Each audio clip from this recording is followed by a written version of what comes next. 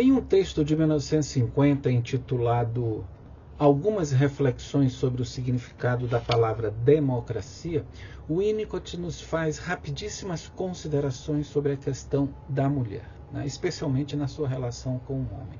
É claro que ele entende o quanto é difícil se falar em pessoas ou em ser humano, né, e não em homens ou mulheres. Né. Ele diz isso porque ele sabe do peso que a nossa singularidade carrega dos efeitos da história e da cultura sobre cada um de nós.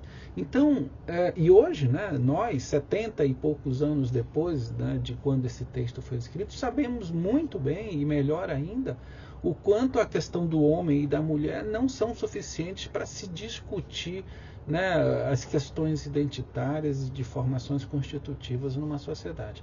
Mas o que ele nos traz em 1950 nos ajuda a pensar um pouco da violência, né, proporcionada pelo homem na sua relação com a mulher.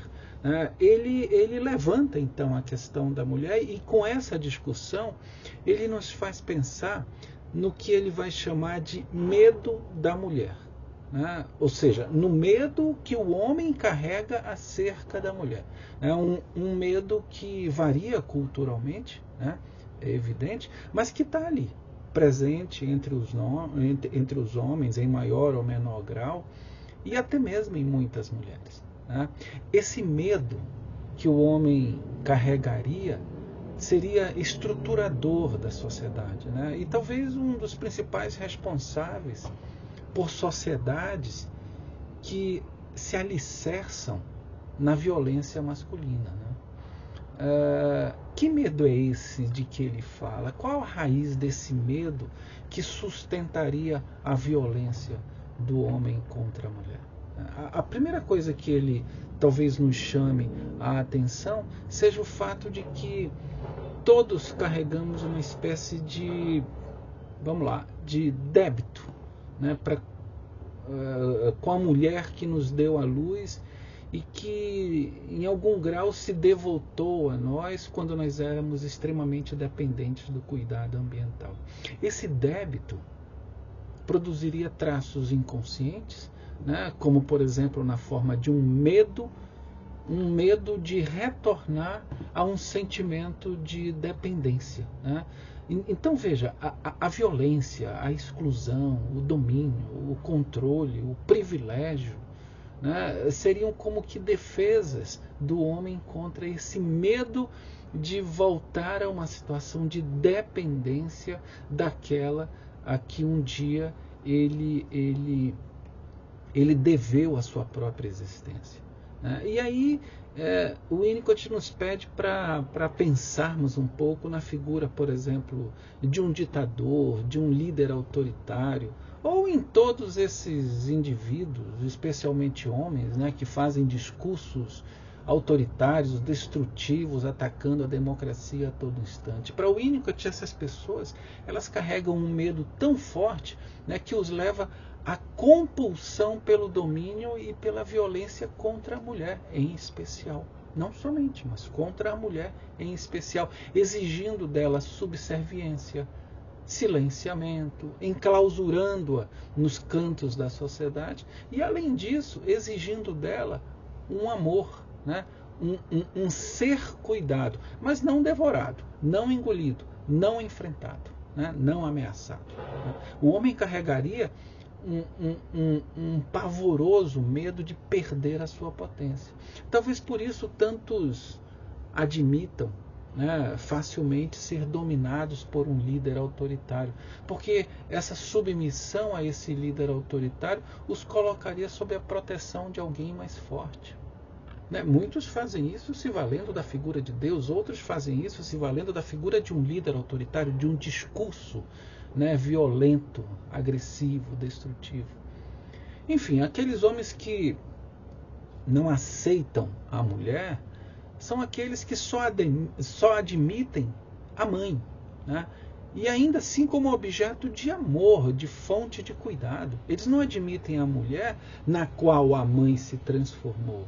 Essa mulher, ela lhes soa ameaçadora porque coloca, né, eles sob a fantasia de serem engolidos, devorados.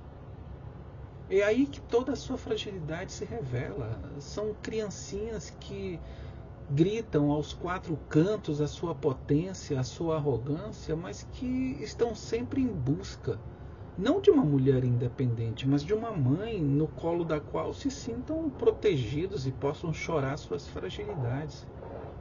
Uma mãe a qual ainda se sintam ligados, como se ela fosse talvez uma extensão de si mesmos. Por isso são impiedosos, né? E acham que podem fazer o que querem. Anulam para não se sentirem anulados.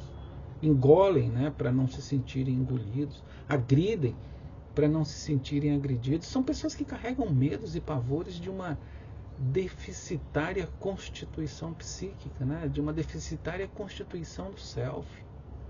O discurso autoritário e fascista, ele é assim, né? Seja na vida política, seja no dia a dia, né? Por quê? Porque o ser humano que o professa, né, o discurso autoritário e o discurso fascista, é um ser humano tomado por ansiedades persecutórias que o fazem ter de se proteger a todo instante de inimigos. E se ele não tem inimigos concretos, ele os cria.